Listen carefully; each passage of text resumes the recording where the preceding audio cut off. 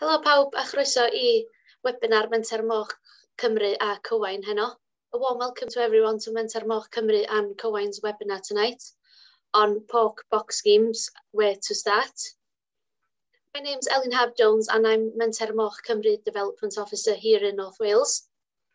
Diolch am ymuno gyda ni heddiw. Thank you for joining us today. Delighted to have Caroline Dawson, Head of Agri-Food at Promer International, with us for this webinar. Caroline has over 10 years experience of working with a range of clients across the agri-food sector.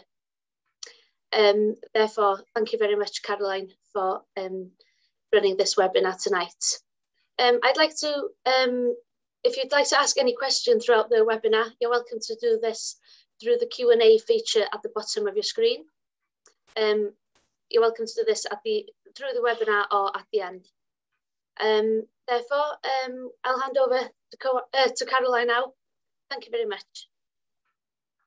Thank you, Ellen. Right, let me just share my screen.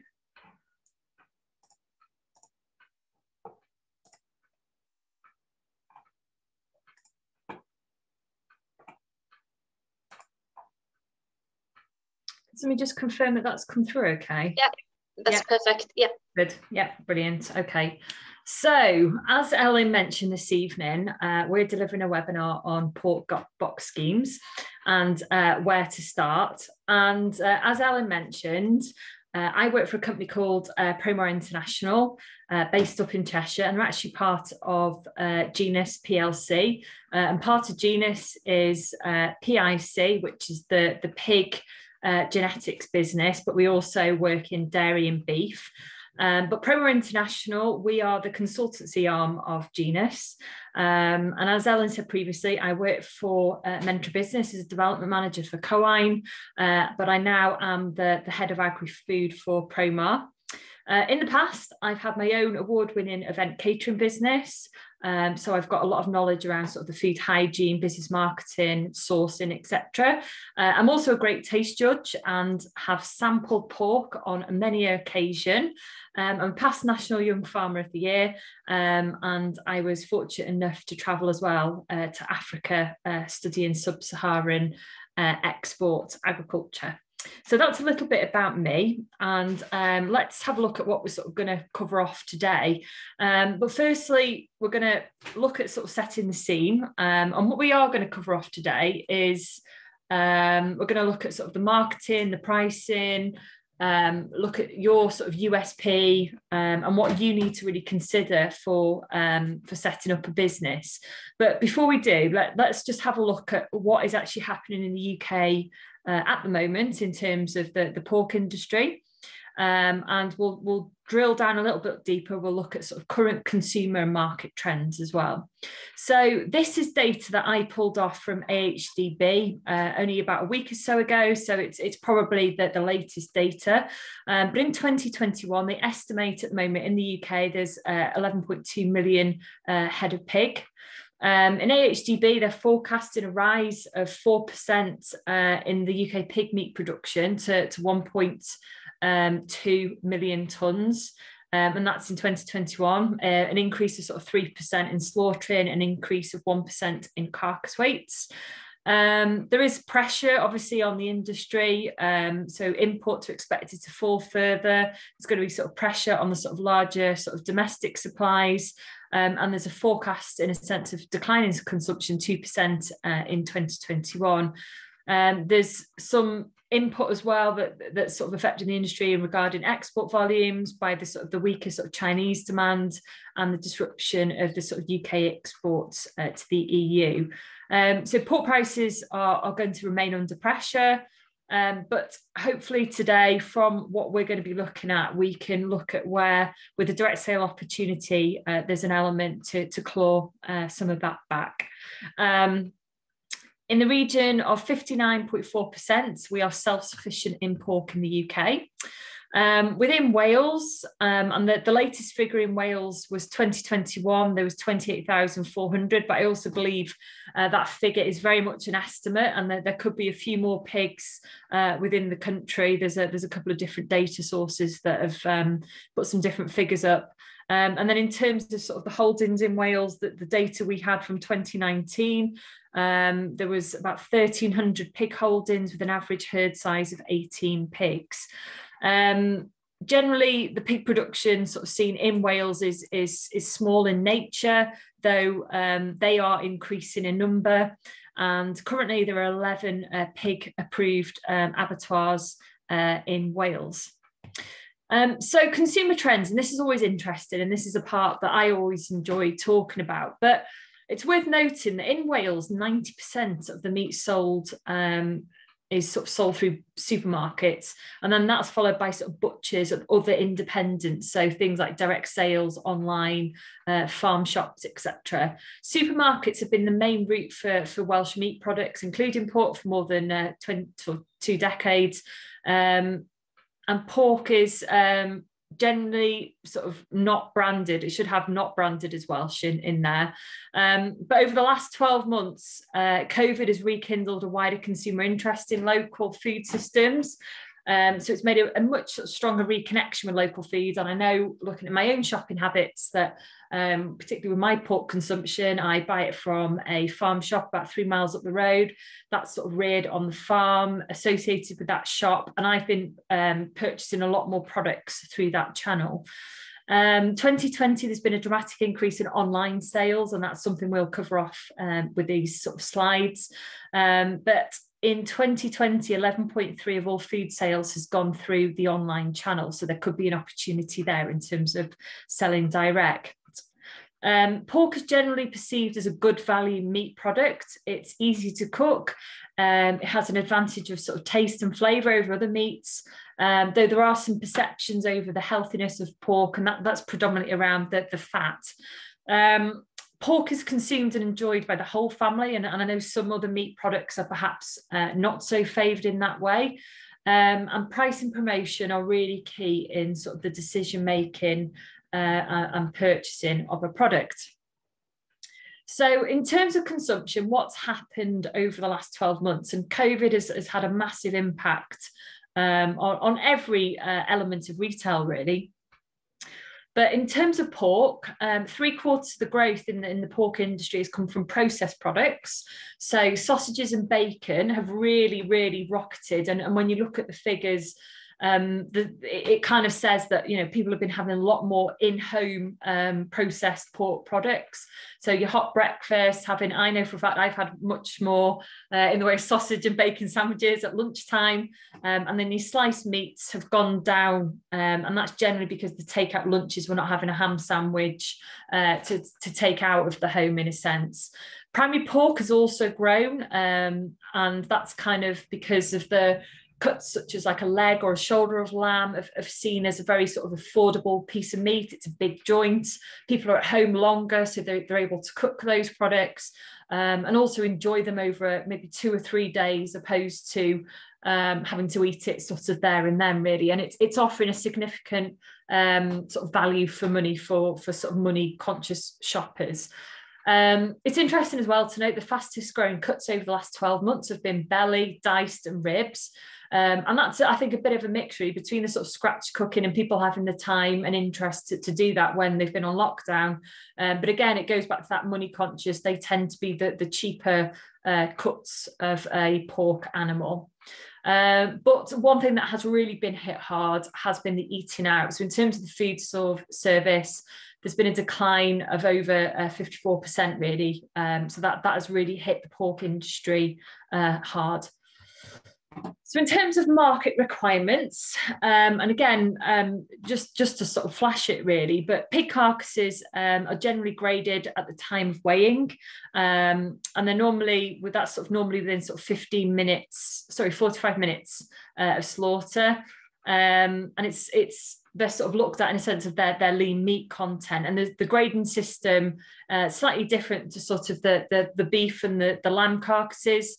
So it's an EU grading system, but there's a lean meat percentage, and then there's the carcass classification as well.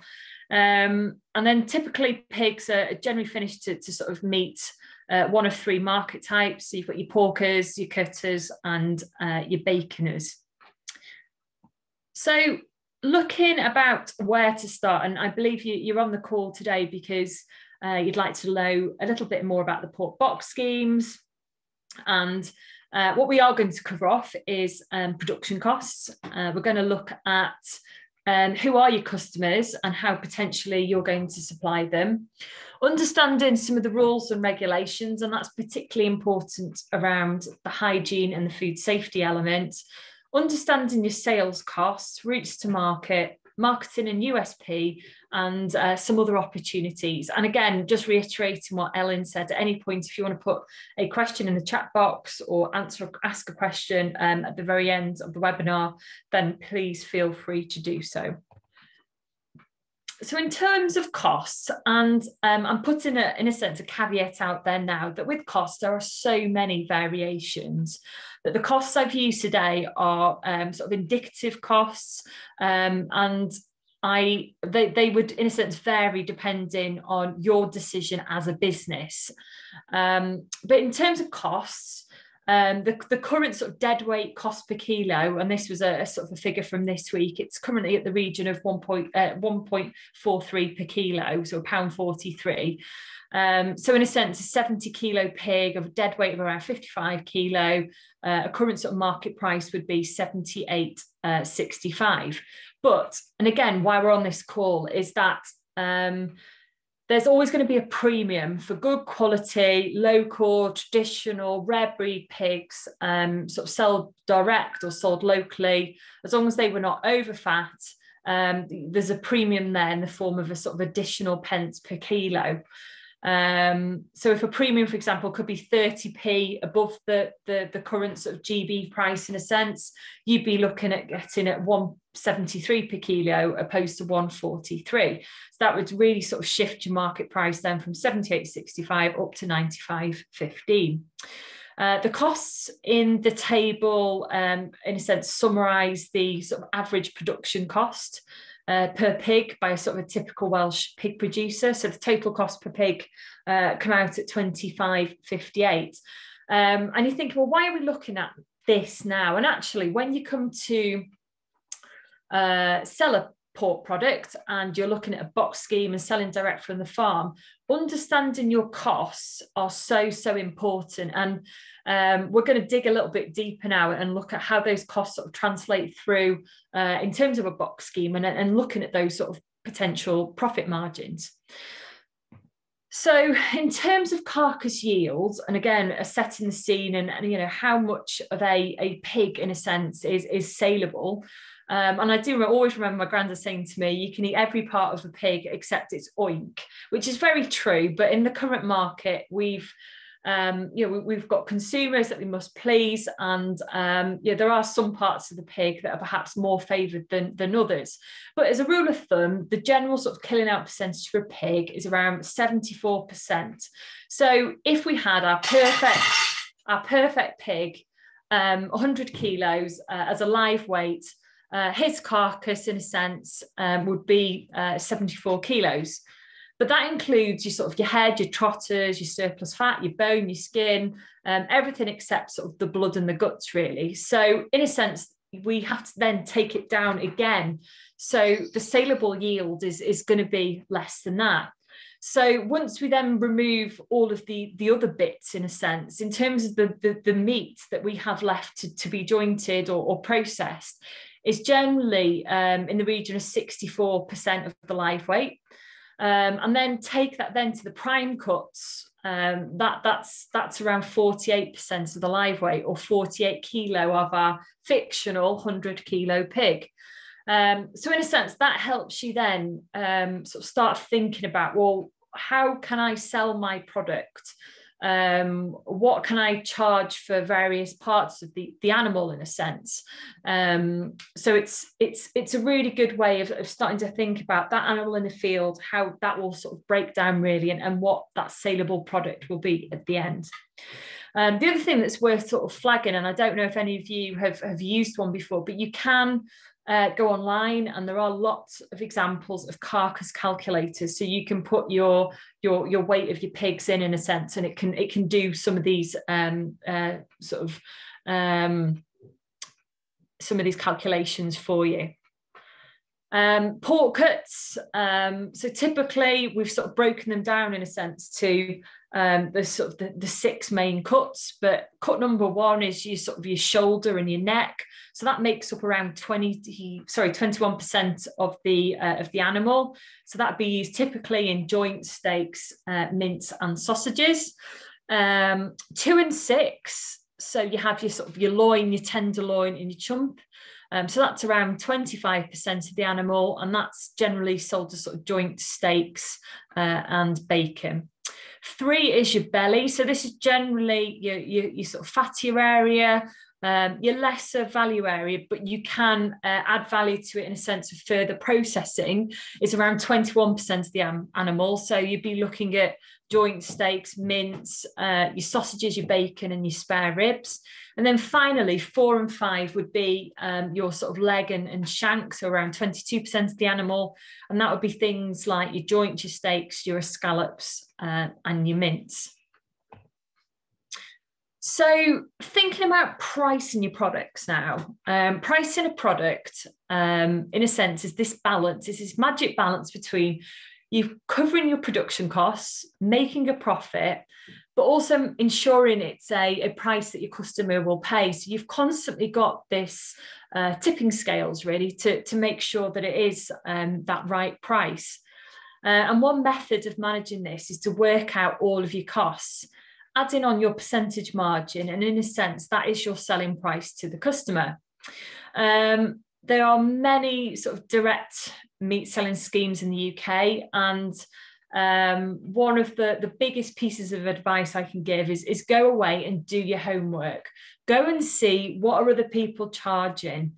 And just because they're charging that price, it doesn't mean that is the price that you should be charging, but it gives you a bit of a ballpark figure to start thinking about, working to, and think, right, people are prepared to buy a product for that price. How does that translate and come back, in a sense, to my animals, my business, my model? And it will help you in a sense of understanding the sort of the direct sales and working out really if it's an achievable and feasible way of selling pork products. And the caveat being, failure to work them out, you could be running an operating loss, which will undermine your sort of business model. And one mistake, and this is what I was just sort of hinting towards really, was one mistake often made by producers is that they sort of benchmark the price according to a competitor, ignoring their own costs. So again, it's so important to understand what it is costing you to produce that animal, through to slaughter, and ensuring that profit margin is there. Prices need to be accurate from the launch of the business. And again, it's sort of saying that you can always come down, but it's very hard to go back up. Especially if you've built a customer base, and you might say, oh, great, I've got this pork box going up this price, that flying off the shelves, but then you realize, oh god, I've underpriced it by maybe 10 or 15 pounds, and it's a lot harder then to take it back. So be very, very careful, and I'm sure there is help and support that you can kind of verify some of those costs and prices. So I was trying to do a little bit of homework and looking around, and I've looked at some Welsh examples. I've looked at some Yorkshire examples to kind of see what are people doing out there, what sort of prices are people doing or people selling product for. And I came across one with a Swaledale butcher. So they're based up in Skipton, and they're selling these products online. And this is a typical Swaledale native breed pork box in a sense.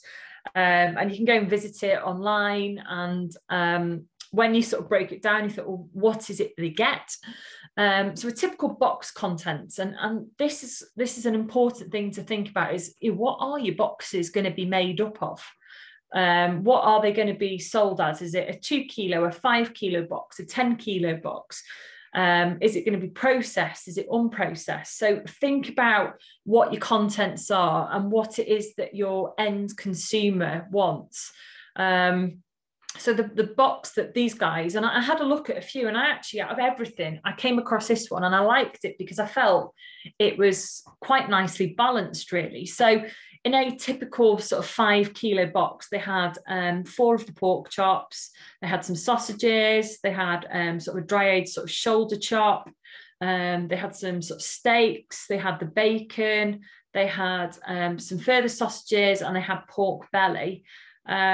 And again, their sort of story was very nice. It was all about heritage breeds. So they were talking about their middle white and their Tamworths, their natural diets, their free range systems. They dry aged their products for 2 weeks, in the Himalayan salt room. And straight away, this has kind of captured me, thinking, wow, this looks great.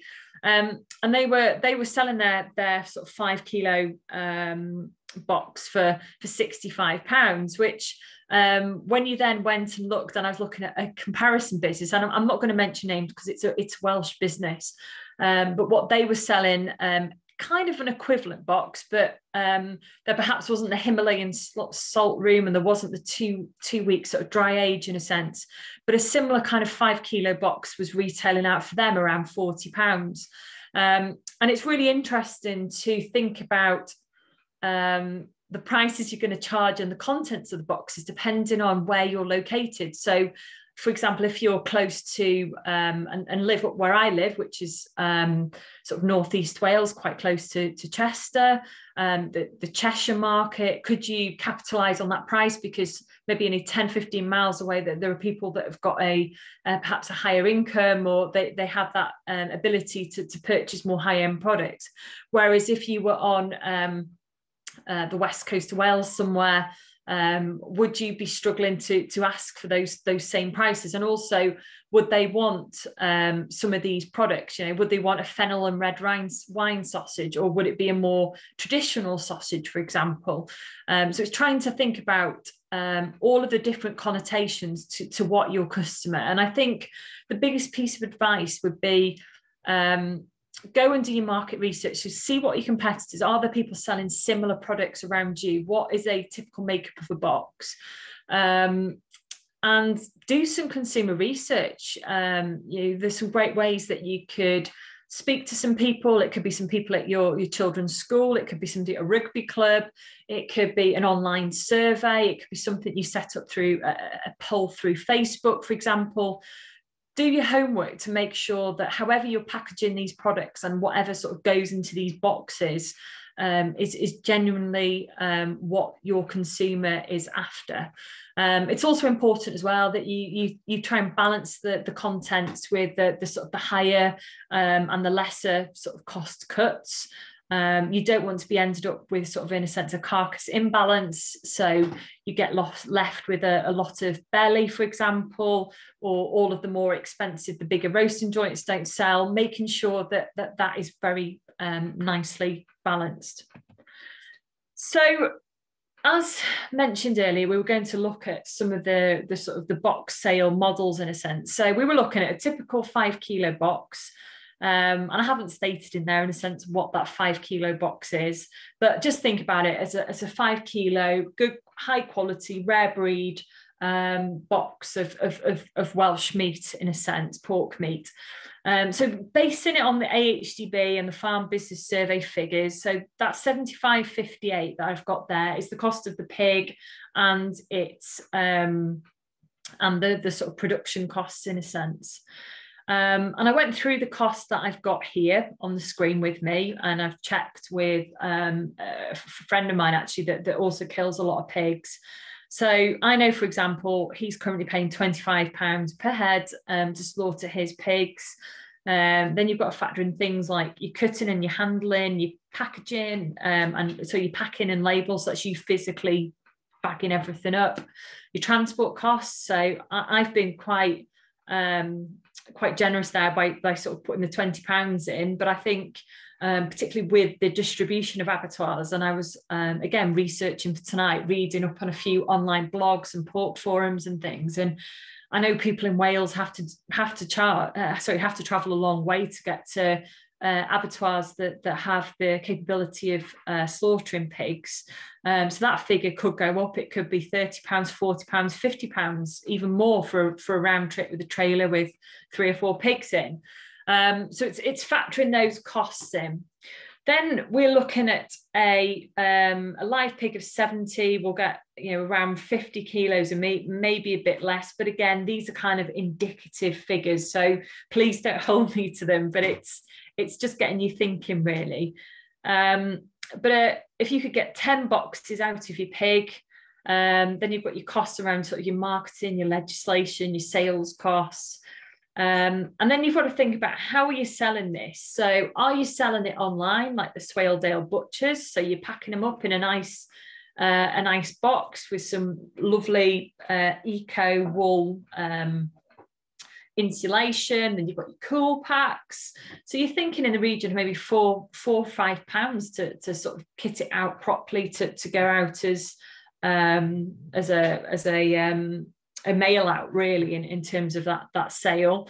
Then you've got a courier to factor in. So how much are those courier costs? And I've put a round figure of £5, but again, that could be up, it could be down, depending on the size of the boxes, where the products are going to. So adding all of those costs together, you're coming up with, including the cost of the pig and the rearing, in the region of £260 to get to that point where you've covered your costs. Then if we sold all of our 10 boxes of 5 kilo meat and they all went out for £40 a box, we would make in the region of £400 worth of sales.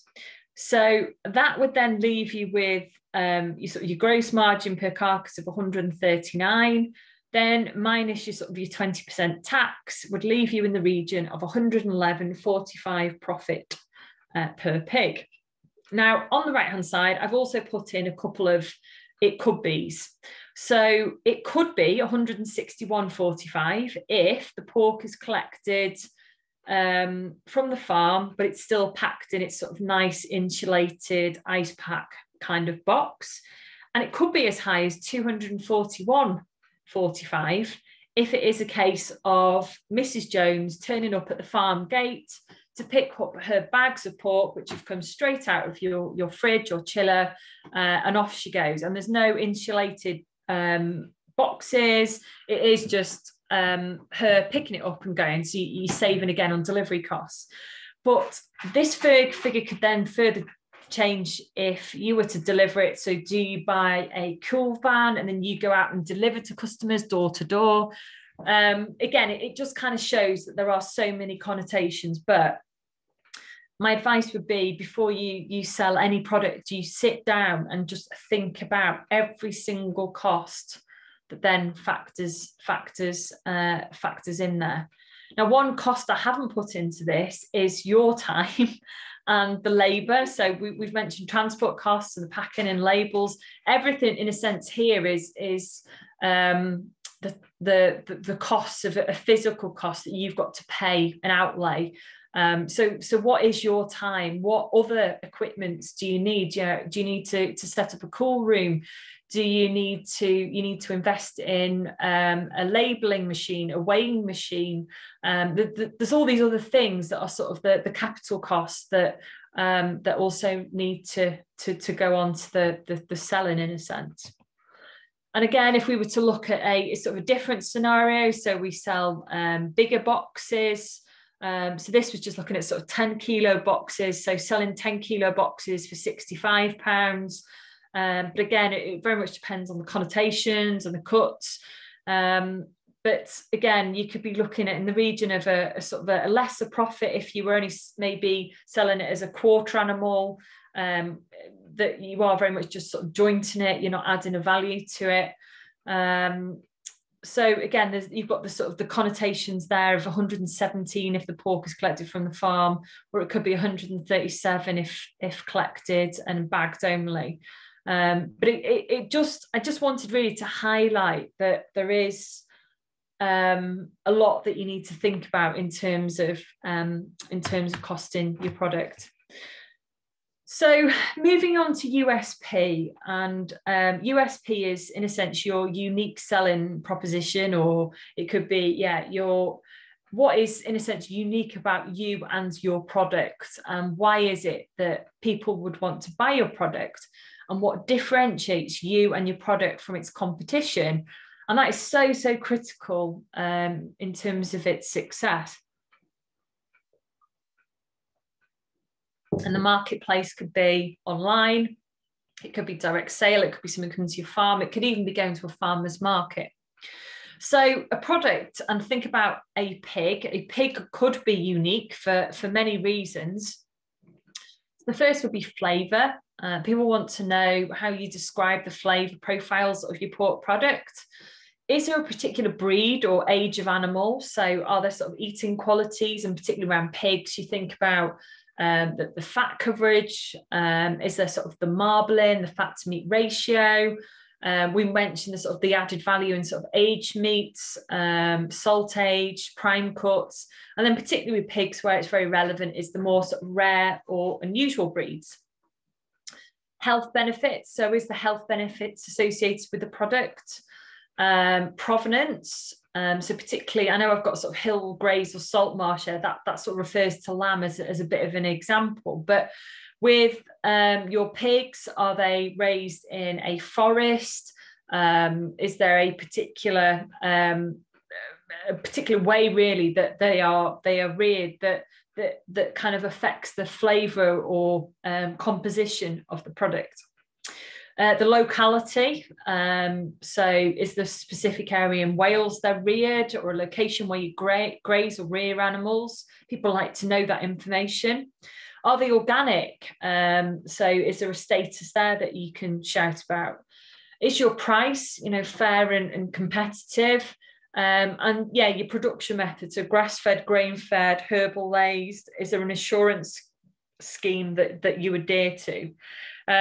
So one USP might be enough to make your product stand out initially, but generally you need maybe 2 or 3 of these to sort of underpin your pork product in a sense. So they need to be the claims that you're making about your product that grabs the attention of your customer. So my challenge to you, and I was hoping that when I've done this sort of session previously, we've had it as an interactive session, and I've got people to perhaps shout out about their USPs. But I would like to challenge you all after this call, and maybe if it's not tonight, it could be tomorrow. But get a notepad and a pen, and sort of sit down and jot down, what is unique about my pork product. And it could be unique about the farm, about you as an individual, about your location. Think about what this story is. What is this picture that I am building up around my pigs that people would, in a sense, buy into as a product? So other marketing considerations, and it doesn't matter what your product is. And I've worked with many products all over the country, all over the years. Of what do you need to be thinking about. And it's so, so important that you carry out your market research. People can put a really good spin on social media. They can put a really good spin on websites. We can all make shiny, glittery, fancy things, but it's kind of gauging and finding out, how well are they really doing?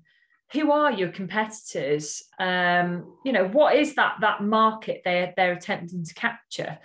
And is it something that you compete against, or is it something that you can work alongside? And I think that's so important to think about, particularly when selling pork directly. Creating a sales and marketing plan. So are you going to have some targets, and how are you going to achieve them? And again, referring to my local farm shop that I actually went and worked for them over Christmas, actually. But working with them, thinking about how am I going to, and I know when I have the conversations, they may take 4 pigs a week, for example, for slaughter, but how is all of that behind the scenes, in a sense, operating? So how are you going to get that throughput of animals? How are you going to reach your sales targets? So you've got to be planning around key seasons in the year. Is it Christmas? Is it Easter? Is it barbecue season? How do your livestock, in a sense, follow that path through? And then thinking about that as your sales targets, and then how you're going to achieve them. So it's that balance of, have I got enough pork product, or have I got too much pork product? So it's coming up with a plan that you think will work for you. It's manageable, it works within your farming practice, and it sort of fits into everything else in a sense that you're doing in your life. Creating a brand. So this is what I mentioned about your sort of USP. So it's what your customers sort of have identified from what they want in a sense from your product. So making sure you get your branding right, look professional really from the start, from the outset. And, if you get it wrong, it could really sort of hinder your business from the off. And coming up with a clear brand, a clear USP, it's certainly worth putting that time and hours in to begin with. And I think with technology these days, and you've got the support from the likes of Coime, but I've recently sort of set a business up, and there's so many like great apps out there. There's like Canva, there's some amazing things you can do through sort of social media, that all these things that can kind of come together, that it's actually quite surprising how much you can look quite professional on a limited budget, but it really does pay. Think about your quality. So quality, freshness, and consistency. People want a consistent product. If people come back to you time and time again, it's because your product is consistently hitting a high standard. So you've got to make sure that your production systems provide you with a sort of consistently high product, that throughput of animal coming from sort of from rearing and coming onto the farm through to slaughter. All of those steps are consistent, that deliver you a high quality meat product at the end. Freshness is key. So you've got to think about all of that is your storage, your handling. There's so many key considerations around food hygiene and standards that are sort of imperative really that support that freshness claim. And it only takes one bad experience. One bad experience means that customer will never repurchase your product. There could be bad word of mouth, and that can have even sort of more sort of severe implications in a sense. So you must be rigorous with your standards to kind of maintain your brand reputation and be, in a sense, respected by your customers. Shelf life. So like any product, meat, or not like any product, meat does have a short shelf life, no ifs, no buts, and particularly pork as well. You've got to be really sort of aware that meat goes off in a relatively short period of time. So are you aware of things like stock rotation? So when products are coming in, the older products are going out first in a sense. You can think about freezing products. So again, thinking about how you store your products at home, on the farm, or in a unit. And I really, really reiterate the fact that this all needs to be registered with the local EHO, that you've got to go and look up everything around food standards, and particularly with meat labelling, meat handling, meat storage. From when I used to work with my catering business, I had separate meat fridges, the way things were sort of labelled, all of your temperature monitoring. It's so imperative that is correct. Doing that correct ensures that you have handle, in a sense, of your shelf life for your products. Make sure you verify the use by dates on your products, so particularly sausages and bacon. I know Food Innovation Wales, so sort of Llangefni and Horeb, and then down in Cardiff as well, at Cardiff Met, they do shelf life testing. So products that particularly as well have been process. So your sausages, can you claim that they're going to be fresh for 5 days, 7 days, 10 days? What is that shelf life that you're claiming, and what steps are you taking to ensure the longevity of that shelf life? So please, before you sort of start going down this route, go and get some advice. And one bit of advice that I could give is it's always better to have the likes of your EHO on side at the start. They much prefer a phone call saying, "Oh, hello, Mrs. Jones. Yeah, this is your business idea." Talking it through at the very, very start and being open and honest, and I remember when I was sort of setting up a unit, they were so supportive. They came out and said, oh, you know, your hand wash sink, perhaps if we move it there, that could be quite helpful. So use them as a piece of advice. Don't see them as a barrier or an enemy in any sense. They're there to genuinely help you with your business. Packaging and labelling, again, very important with shelf life. And again, I just kind of reiterate with this, it's the FSA, it's the HO, it's going to speak to Helix, but getting that correct advice. But in a nutshell, packaging should protect the integrity of the project. It's got to be sort of easy and safe to access. And it also needs to do justice to the food stuff or the pork product in a sense, aesthetically. So sometimes you see those plastic bags with sort of like a label kind of slapped on, and you think, well, is that the image that I want to portray for my business, or would I like to get a more sort of eco kind of packaging or some nice brown paper?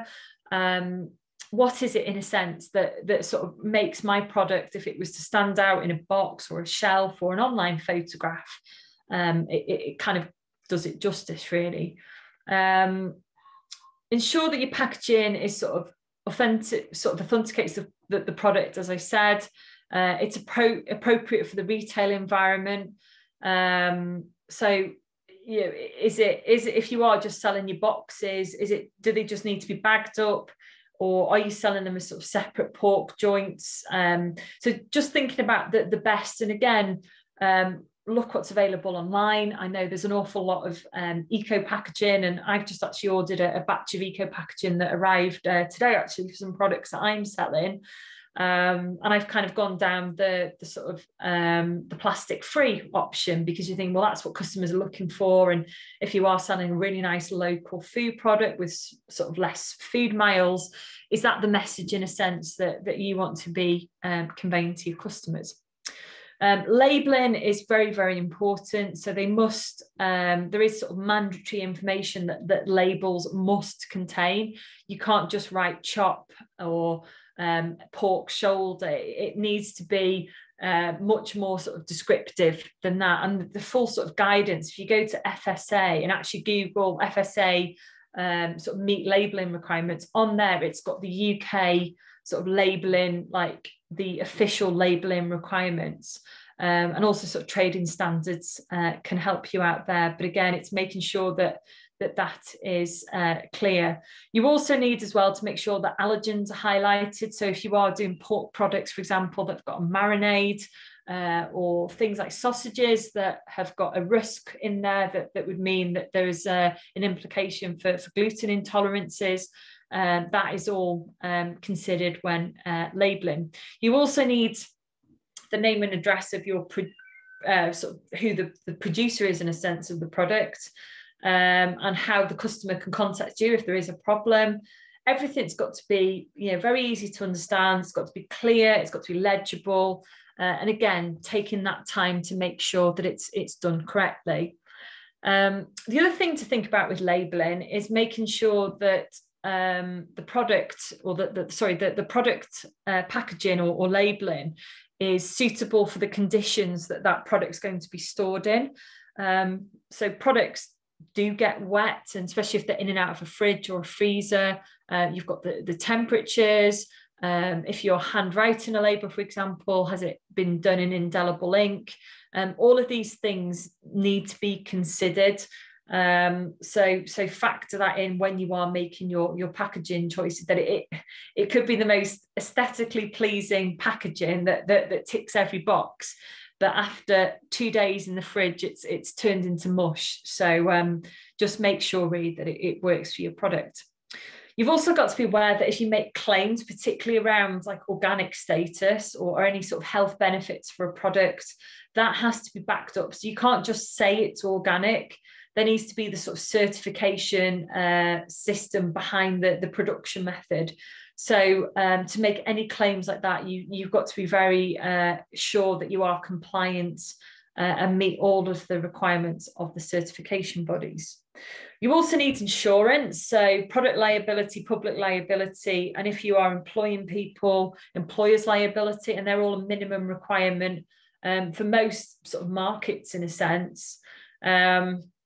So again, go and seek independent advice, and there's companies such as like the NFU, for example. I'm sure that you could pick up and have a conversation with them, just really to verify. And there's some good resources as well online. So we've spoken about sort of selling our boxes, but what are the routes to market? And if you as a producer wanted to sell your pork product, what are all the market options that you could consider? So we've spoken about the direct sales. So farm gate is essentially the end consumer coming to your farm to purchase the product. So the pros, in a sense, is there's no distribution. You'll have a connection with the end consumer, and you'll obtain the full sales value of your product. The cons, well, access to consumers. So customers must come to you. So that being a con is if you are perhaps maybe 10 miles away from the nearest main road, or you're not in a particularly busy part of Wales, that ability of people coming to you perhaps won't work. You're very reliant on your own self-promotion, so you've got to be good using social media channels. And there can be sort of small margins in a sense that you've got to consider on that front. Then you've got your direct sales. So you can think of going to a market, like a farmer's market or a food festival, which at the moment is a bit more challenging. But again, it's selling your products directly to the end consumer in that capacity. And that would be maybe a fresh or frozen product that's generally pre-packed. And again, you'll get your face-to-face engagement with your end consumer, and you'll get a great sort of opportunity to publicise and obtain feedback on your products. Some of the things you got to think about is, you may need sort of a range of skill sets. So it's selling, it's being good with the customer, it's being able to deal with money, it's being able to set your stall up. So you've got to think, have I got the skill set as a family or as an individual to be able to do that? It requires time to attend. So standing there, in a sense, when I used to sort of do trade shows, is the easy bit. People forget that you've got to think about getting there, loading the car, putting your stall up, how are you going to get your chiller unit there, the costs associated with that. It can be impacted by weather, COVID, etc. So you could commit to a pitch and then all of a sudden it's cancelled and you're left with a lot of product at the end of the day. Or you could put everything all in it, you get set up. And again, it happened to me where you spend a lot of money putting yourself in that position, and the event doesn't have the expected footfall. It can also be expensive to attend. So you need to ensure that you are getting sort of return on sort of attendance investment, really. So quite often food festivals, they'll want a percentage of your turnover. It could be 10, 15% of your turnover. Or it could be a flat rate, so it might be £200 a day to be there. So again, it's another one of those costs in a sense to factor into that table. The other one to consider is online. So online, it's selling sort of directly to the end consumer through an online platform and shipped by a courier to the end consumer. So there are fewer overheads, so you could run that business from home. You can control what you sell, so you can say if you've got that product in stock or out of stock. And again, you are dealing directly with that end consumer. So the online presence requires sort of regular updates, so you've got to be pretty IT savvy in a sense, so confident in sort of listing your products or having somebody that can help and support you with that. The chilled and frozen distribution, you've got to have, reliable couriers, you've got to have the right packaging, etc. So there is a cost and sort of consideration with that.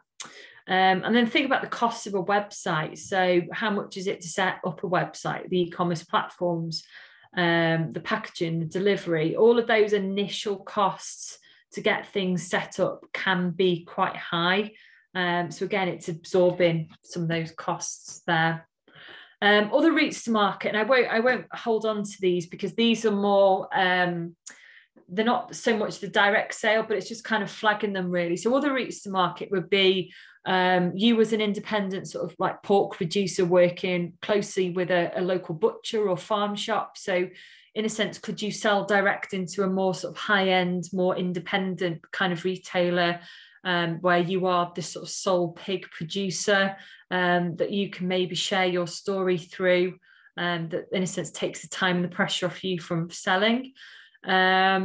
You can also look at, the local, regional, national supermarket chains, and then HoReCa, which is the sort of hotel, restaurant and catering trade, which at the moment, I think until that sort of reopens, is not an option for another month. But again, could you work closely with a local restaurant or a local pub that, again, you as a pork producer could sell your product direct to them and almost create a sort of connection really with that channel. One thing just to talk about is just the power of online. So Facebook, Instagram, Twitter, social media, it's here to stay. And it's a great way of you researching what others are doing. So there's lots of producers in Wales and further afield as well that are selling pork products through those platforms. See what they're doing. People put their prices up. You can see the kind of information they're sharing, for example. It's a great way to do that research. E-commerce website, and again, something I have to say, I was always a little bit afraid of it, and I've just completed my first e-commerce website that I built myself, which I'm even now sort of surprised and sort of pinching myself that I've been able to do it. But it's actually a relatively straightforward thing to do, and you can get really good affordable websites, so Weebly or WordPress, for example, that can have some really nice little bolt-ons, so you can get an e-commerce platform. So I've got a Weebly website and I've just put Shopify on it, which links into Apple Pay, and it's actually quite a simple process to set that up and could work quite well for pork products. And I was also skeptical as well, thinking, e-commerce, it's very expensive, they're going to want a massive cut of what I'm selling, and I sold something yesterday and it was £84. I sold it online, a card payment, money straight into my bank account. That whole process, including all of the receipts, the confirmations, that cost £4 out of £84 sale. So you've got to, in a sense, just factor that you are going to lose something, but I actually thought I can work with that, and you can potentially pull on costs or save costs with your packaging, or you can sort of bump up costs in other places, in a sense, to kind of buffer that. So it's just thinking a little bit outside the box. It's great for reaching out to customers direct, so you can have those conversations. You can offer special offers and seasonal variations, so you can tie in at special times of the year, so things like Easter, barbecue season, Christmas. When is it that people want pigs in blankets, for example? You can sort of share that story. Share your story, so people and the pigs, it's more than just a pork box. So people want to know the experience of your pigs. Where is it that they are reared? What is the story at home? What are they fed on? People want to know these things. So use it as a tool to build that relationship. And then finally, it's a great way of awards and celebrating success. And like I mentioned previously, I was I do a lot of judging for the Guild of Fine Food for the Great Taste Awards. And it is a really good way of, if you win an award, it could be the champion pig at the Royal Welsh Show, it could be a local show, or it could be for your sausages or a pork product. But it's a great way of getting that marketing and promotion out there and people to see what you do. So success factors, so sort of summing up really and just coming to the end. So to be successful, and particularly if you are selling direct, make sure you've got, the right sort of legal sort of business and financial structure. Make sure you've got all of the skill sets. So you've got to think about it. You're not only a farmer, but you've got to be able to package product, sell product, label product. You've got to be able to market your product, deliver your product. Have you got all of these skill sets as a family group, a friends group, etc.? What are your roles and responsibilities as a family, and who's good at doing what?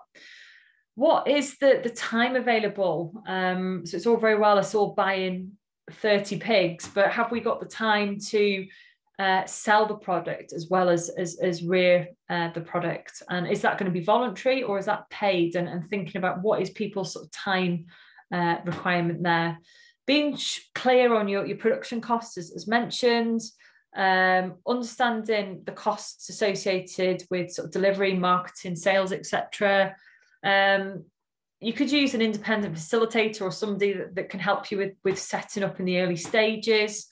You can access a sort of training support, so Mentor Moch Cymru, Farming Connect, Coine, Project Helis, Business Wales, Lantra, AHDB, FSA. There's loads of stuff out there that's free or cheap that could really support you, and it's getting that right advice from day one. Making sure you've got good promotional resources is key. Do your research, customer research, and having customers there lined up ready to purchase product. Make sure you've got a robust supply chain. So who's going to be processing your meat? You know, have you got a good relationship with your abattoir, with your butcher? Is that all set up? Can you adapt your business model if things don't work or things go wrong? Have you got an exit strategy? So you think, well, actually, I've set this up 12 months in, it's not for me. How do I get out of it? Quality product produced to customers' requirements. So making sure that it is meeting the customer's needs. And it's sustainable practices. It's for profit for people, for animals, and the environment.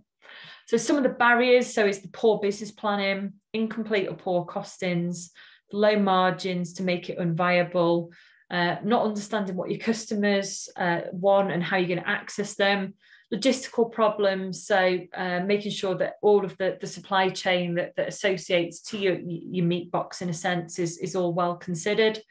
Accessing sort of training and upskilling, disagreements, if it's a family business, what happens if you fall out with your dad, your brother, etc., and poor communication. So in summary, pork is a natural fit with many of the food trends predicted over the 18 months. So family-friendly recipes, slow cooking, etc. Gourmet touches, meat for barbecuing. We've got opportunities for farmers to explore direct-to-consumer routes. So you've got your farm produce box sort of deliveries, your fresh or frozen, collaborations with other businesses, so things like meal kits, charcuterie platters, looking for sort of apps that you can tap into, all sort of underpinned by opportunities to promote local credentials and farm to fork traceability, sort of linking into emerging technologies, and linking into sort of sustainability and the efficiency of farming. So some online resources, so Mentor Moch Cymru, Coine, AHDB, Porc Blasus, FSA, and there's lots of groups and online forums out there when you start looking around. So that is selling direct and pork box schemes in a nutshell is probably what I can say. That's as much information I can throw at you, I think, in an hour, but happy to answer any questions and help further where I can. And I'm sure Mel and Ellen, who are both on this call as well, can offer advice and support. So diolch pawb.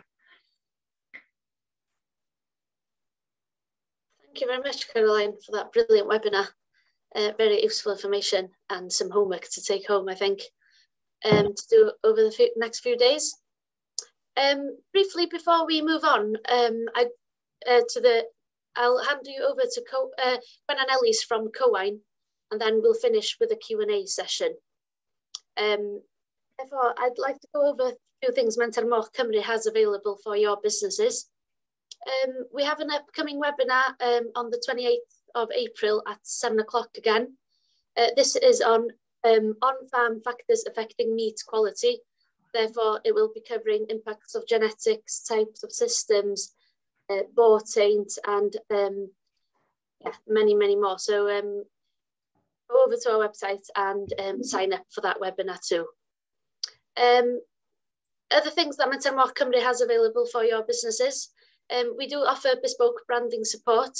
There are £750 available to eligible businesses in Wales. Therefore, contact us. Our contact information is under contact us tab on our website.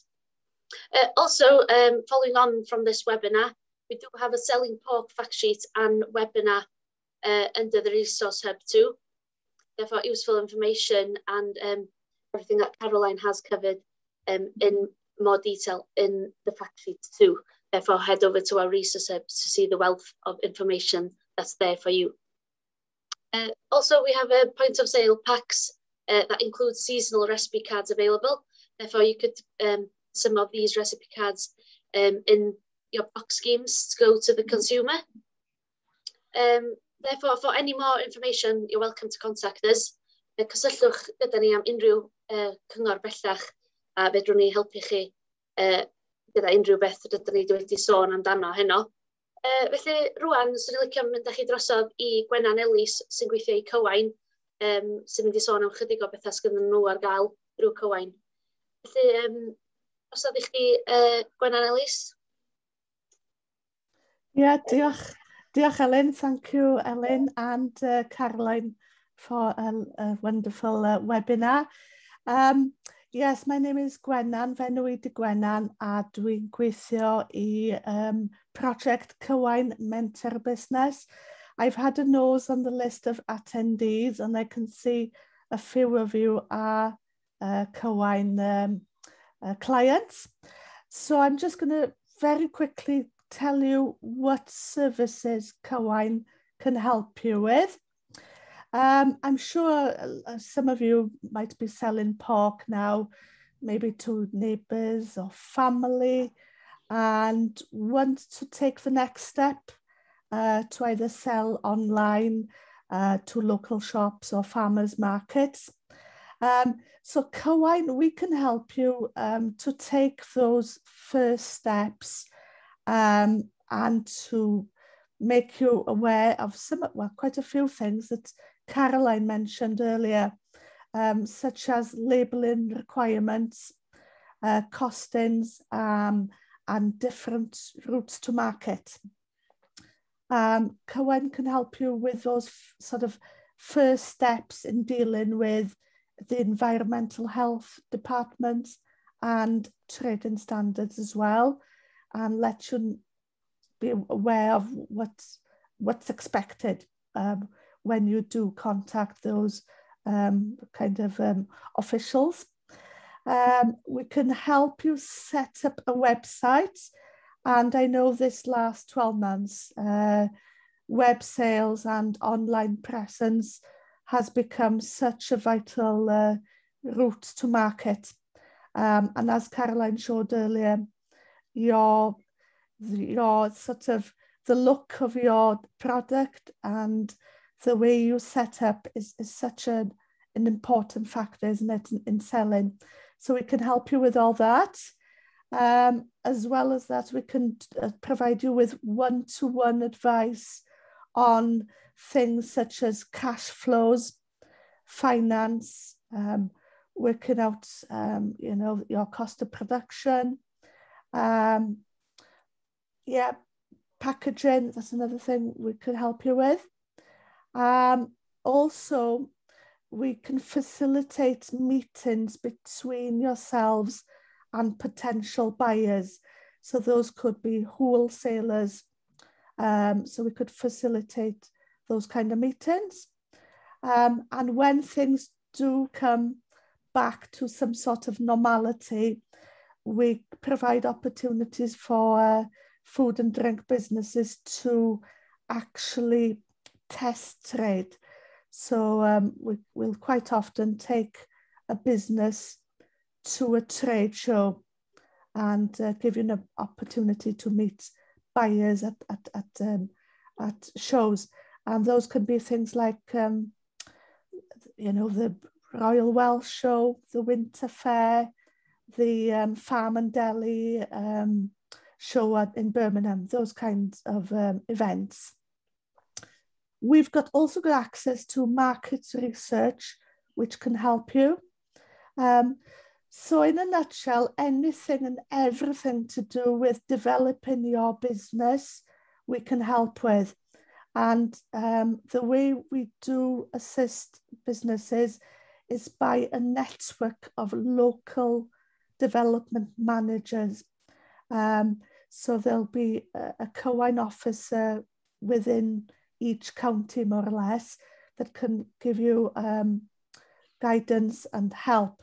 So I don't know, Ellen, if you're quicker at typing than me, can you put in the chat the following web address, or an email, I should say, sorry, email address, cowine@mentorbusiness.co.uk.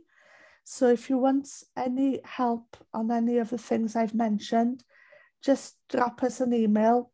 That'll go to a general what am I trying to say? That will go to our main email address, and we'll deal with that and get your local officer to contact you. So diolch yn fawr pawb, that's all I've got to say at this stage, but you're more than welcome to ask questions. Diolch yn fawr, Gwennan. Thank you very much, Gwennan. So yeah, head over to Mentor Business website and co-wine for more information and to contact your local development officer. Diolch yn fawr, Gwennan.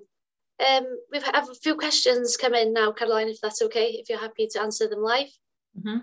I'll read some out now and then, yeah, we'll have some discussion after. So a question here, packaging requirements and eco options.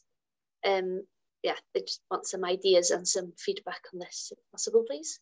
So packaging requirements and eco options, well, if you are sort of posting something out online, so you've got to really ensure that product, it potentially could be 24 hours, maybe 36 hours in transit, depending on sort of where in the UK that is going to. And there are sort of systems now, probably, if you look back sort of 10, 15 years ago, sort of technologies have sort of moved on quite a long way, and there's some really good sort of eco products that can kind of ensure that your packaging sort of retains that temperature really.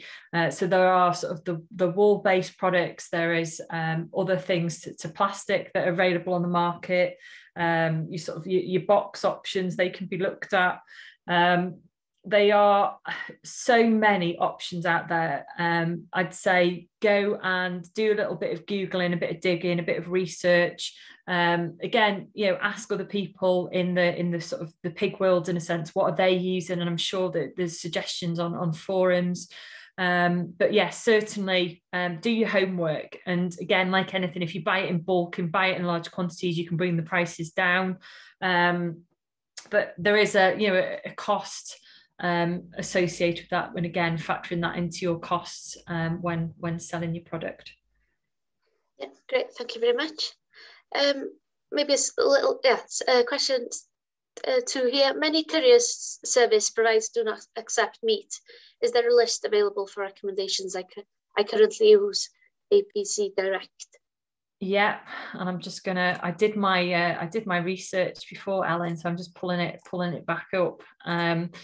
But I know, and I've seen another question come in as well about the costs of delivery. And again, the costs that I've put in there are sort of indicative costs, and I appreciate that there is sort of some more information. But let me just dig out, because I thought, do you know what? After I thought, let me do a little bit more research around what we need to look at. But the likes of sort of APC and DPD, they do. They do accept meat. Parcel Force don't. But again, it's just kind of doing that research of seeing what is around at the moment. But yeah, there certainly are options out there that could be looked at. And again, with costs, Costs can vary, and again, I appreciate with the comment that they can't, that the cost maybe I used in that example is a little on the low side. But again, they do vary about the number of pickups, the size of the boxes, the weight of the packet. There's kind of no one size fits all cost. It very much is to suit you, your product, your business, the location. So do your homework, and again, speak to other producers. There could be lamb box scheme, beef box schemes. What is it that they are currently doing? But I'm sure again it's something that perhaps Mentor More could help with, Ellen. Yes, most definitely. We can look at sharing a list and sharing some ideas with you. Yeah. Another question that's come in: have you any advice for farmers setting up a cutting plant on their own farm? Do your homework and make sure you get proper advice from the HO. Like I mentioned earlier, when I was setting up my, it was like a food prep room. So in a sense, very similar to a cutting room, but making sure that all the rules and regulations, thinking about your raw product flow, where things are coming in, where things are going out, your temperature control, your storage, also about registering your premises. If you are dealing with meat, there is a sort of a plant registration number if that's the sort of the route you want to go down. So you've got to certainly got to do your research. My first starting point, I think, if I was in your shoes and I've never done it before and I want some advice, I would go and speak to trading standards, environmental health, maybe the food innovation centres, and see where they can signpost you to. But ask the questions and get it right and do it right once and at the start, rather than coming back and thinking, oh, I wish I'd done it like this. Just get it right from the start. Really important. Great, thank you very much. What is the difference in profit expectation between using pedigree stock against mixed breed? That is non-pedigree. Yeah, so I think it just depends on your marketing strategy as a business. Do you want to go maybe down the more kind of commercial sort of mixed breed perhaps route, or do you want to go down more the sort of artisan, niche, traditional, where you are really celebrating or championing a particular breed? And if so, those kind of breeds tend to sort of demand a slightly sort of higher price. But again, it goes back to that USP bit really that I was talking about, the target consumer, the messaging, the stories, what is the value that they see in your products, and how you can get pedigree meaning something to that consumer. So if it is an old Gloucester old spot or a pedigree Welsh, for example, what is it that they're going after that means there's a connection to that consumer? So yeah, find out your consumers, carry out your market research. And again, you've also got to think about the sort of kill out of some of these animals. Do you want a more flavoursome, slightly heavier, fattier kind of animal, or is it that sort of the leaner product that you're after? So again, it's horses for courses, and it's understanding your market really. Yeah, great. Yeah, totally dependent on the market and where are you thinking of selling your product. Thank you very much for being so active on Q&A. There's a few more questions come in, and we'll ask a few more before closing for the evening. Vacuum packing, is this required or optional? It's certainly optional, Colin. So you don't have to. It's not a sort of a necessity in a sense. But vacuum packing can help with extending the shelf life of a product. But again, it's something that you could speak to EHO about, or you could get some sort of like free advice from the food innovation centres. But it certainly could help with like discoloration of your meat. So it sort of limits, in a sense, the amount of air that gets to your product, so it can look better in a packaging, in a sense. It can also help with saving on space. So that's it looks quite neat and tidy when all the air's been taken out of it. But no, there's no actual law that states it must be because there's no law in a sense that states that it must be vac packed. Okay, great. Thank you very much. And I think the other question here, you did cover off earlier, Caroline, with the different prices and delivery. Yeah. So I think you've covered that off too. Okay, I think that question answers. Yeah, we have gone over a few questions there, and the webinar recording will be available on the Resource Hub in the next few days. So head over in a few days to see the recording if you'd like to watch this webinar back. Therefore, that's the end of the Q&A session. Dyna ddiwedd y sesiwn cwestiwn ac ateb. Thank you very much, Caroline. Diolch fawr iawn, Caroline, and thank you very much, Gwenan, for running this webinar with Menter Moch Cymru.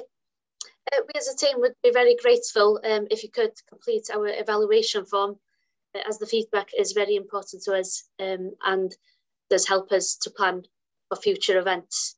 So yeah, we'd be grateful if you could fill this evaluation form. Byddwn yn ddiolchgar iawn os fyddwch chi'n gallu cwblhau yr tablen werthuso yma. I have put a link in the chat, so very grateful if you take your time to fill that in, please. And I think we've reached the end of the webinar. Therefore, thank you very much for all the audience for joining us today. A good turnout, therefore, thank you very much. I hope you've enjoyed the webinar and have learned a few things and will be going home to do your USP and the homework. Felly, diolch fawr iawn I chi gyd am ymuno gyda ni heddiw. Thank you very much, Caroline, once again, for a very informative and knowledgeable webinar. Felly, diolch fawr iawn. Diolch pawb. Diolch fawr iawn.